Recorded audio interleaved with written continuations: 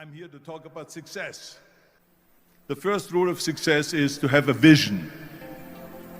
You see, if you don't have a vision of where you go, and if you don't have a goal where you go, you drift around and you never end up anywhere. It's like you can have the best ship in the world, you can have the best airplane in the world. If the pilot or the captain doesn't know where to go, it would just drift around. It would not end up anywhere, or most likely in the wrong place.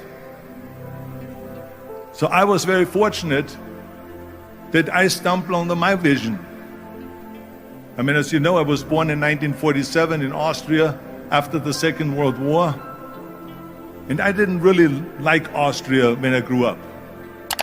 I couldn't wait to get out of there. I couldn't see myself becoming a farmer or a worker in a factory or anything like that.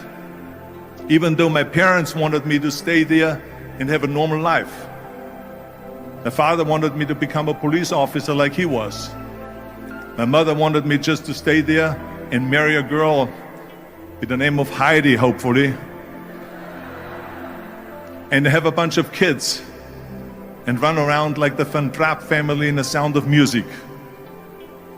But that was their vision, not mine.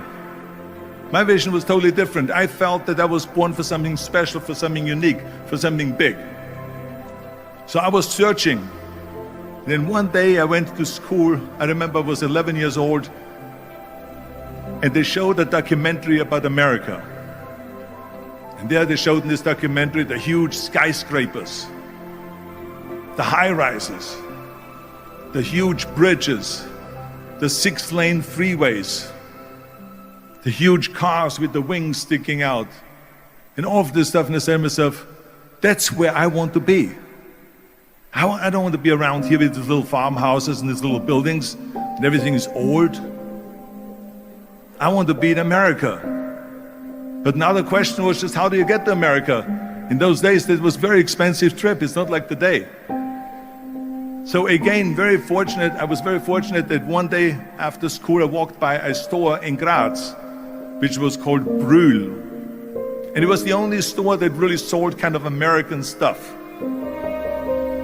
So one day, they had jeans there, American jeans.